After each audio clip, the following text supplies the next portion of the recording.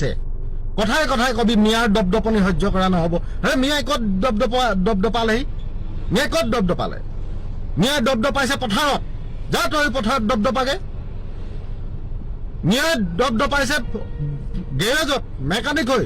মিয়াই দপদপাইছে ভগা লোহাৰ টিং বুটলি। মিয়াই দপদপাইছে পকা মিস্ত্ৰী কৰি যোগালী কৰি। মিয়াই দপদপাইছে অৰ্থনৈতিক ক্ষেত্ৰখনত। যা তোৰ ইনকমৰ ৰাস্তা কি?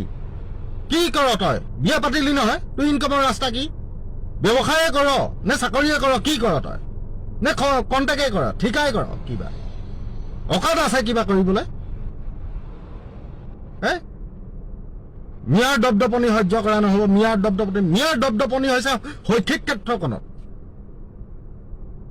মিয়াই গোটেই কোৰ্ট কাছাৰীত গ'লে মিয়াই দেখা পাব। হস্পিটেলবোৰত যাওক, অধিকাংশ ডক্টৰ মিয়াই। তোৰ গা জ্বলিবলৈ কিটো আছে? তোৰ গা জ্বলিবলৈ কিটো আছে? আৰু যদি বাংলাদেশী খেদাৰ দায়িত্ব চৰকাৰৰ, তোৰ নেকি? সংগঠন হিচাপে ঠিক আছে। বাংলাদেশী সন্দেহযুক্ত নাগৰিক যদি দেখিছে ক'ৰবাত যোৱা, তোমালোকে প্ৰতিবাদ কৰা, চৰকাৰক বাধ্য কৰোৱা সেইখিনি মানুহ উচ্ছেদ কৰিবলৈ। নিজে গৈ আইন কানুন হাতত ল'বলৈ কোন? সমাজখনৰ পৰিৱেশ বিনষ্ট কৰিবলৈ কোন তহঁত? আৰামৰ হাত দি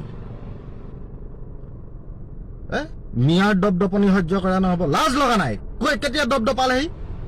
তহঁতি মুখেৰে এইবোৰ কথা দপদপনি সহ্য কৰা নহ'ব কৈ সেই দপদপনি নকৰা মানুহকেইটাকো দপদপাবলৈ তহঁতি উচতনি দি আছ। যুদ্ধ হ'ব। আক্ৰমণ হ'লে প্ৰত্যাক্ৰমণ হ'বই। আৰে আক্ৰমণ কৰিবলৈ সাহস কেলে কৰিব? কিয় আক্ৰমণ কৰিব? কোনে আক্ৰমণ কৰিলে? আক্ৰমণ কৰিলে প্ৰত্যাক্ৰমণ কৰা হ'ব। বাৰে বাৰে হেংদাঙৰ কথা কয়। আৰে হেংদাং লজ্জতা আছে? তোৰ পৰিয়ালৰ মানুহে তলাতল ঘৰৰ চাওচেং ৰেঙত ত্ৰিশূল আনি থৈছে। তোৰ পৰিয়ালৰ মানুহে আহোমৰ বীৰ বীৰাংগনাৰ নামত কুকুৰ পুহি থৈছে। তই আকৌ হেংদাঙৰ লোৱাৰ কথা কয়। মই ঘৰ ফলীয়া আহোম, মোৰ মা তুংফুঙীয়া ফৈদৰ। হেংদাং ঘূৰাব পৰা যোগ্যতা যদি আছে, আমাৰ আছে। ঘৰ ফলীয়া আহোম মানে কি জান নে নাজান? এই যুঁজাৰু মানুহ আমি। তহঁতে হেংদাং ঘূৰা। হেংদাং দাঙিব পৰা জোৰ আছে গাত। হামকুই খাই পৰিবি হেংদাং দাঙিবলৈ গ'লে। হামকুই খাই পৰি আগ দাঁতকে উচলা দাঁতকেইটা ভাগিব হেংদাং ঘূৰাই। চালা সমাজখন বিনষ্ট কৰি পেলাইছ। মিয়াই দপদপাইছে শৈক্ষিক ক্ষেত্ৰখনত। তোৰ শিক্ষাগত অৰ্হতা কি? 2009 চনত আইন পঢ়িবলৈ গৈতো তাৰ সেইটো কমপ্লিট নকৰিলি? কাণত ধৰাই আঁঠুকৰাই থৈছিলে বুলিও শুনিছো। শিক্ষা শেষ নকৰি পিনি পলাই আহিলি ঘৰলৈ। মিয়াৰ দপদপনি সহ্য কৰা নহ'ব, আমুক কৰা নহ'ব, তামুক। মিয়াই ক'ত দপদপাইছে? তহঁতৰ এইবোৰ মুখৰ কথা কৈ অসমীয়া জাতিটোক তহঁতি আৰু কমজোৰ কৰি পেলাইছ। আৰু হেংদাঙৰ নাম লৈ তহঁতি আহোমক এই সমাজখনৰ পৰা একাষৰীয়া কৰিবলৈ গৈ আছ। বন্ধ কৰ হেংদাঙৰ নাম ল'বলৈ মুখত।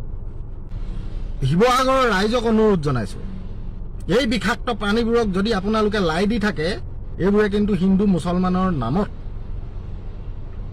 এই খিলঞ্জীয়া মানুহখিনিৰ মাজত ইহঁতি খুব কম সময়ৰ ভিতৰত মৰামৰি কটাকটি আৰম্ভ কৰোৱাই দিব। নিজে কিন্তু ইহঁতি নিজে কিন্তু কাকো চৰ এটাও মাৰিবলৈ যাব নোৱাৰে। যাত তাৰ সেইখন শক্তিয়ে নাই কাৰোবাক চৰ মাৰিবলৈ। আনক কয় পাৰৰ কলিজা। তোৰ পাৰৰ কলিজা মই কৈছো। তোক বাঘজানলৈ কোনে লৈ গৈছিলে? বাঘজানত যেতিয়া জুই লাগিছিলে, সেই বাঘজানলৈ মোৰ গাড়ীত উঠাই নিছিলো তোক। মোৰ গাড়ীত উঠাই নিছিলো। তোৰ কি ইমান ডাঙৰ কলিজা জানো নহয়? পাৰৰ কলিজা। মোৰ গাড়ীত উঠি তই শিৱসাগৰৰ পৰা গুৱাহাটী আহি দেখা না।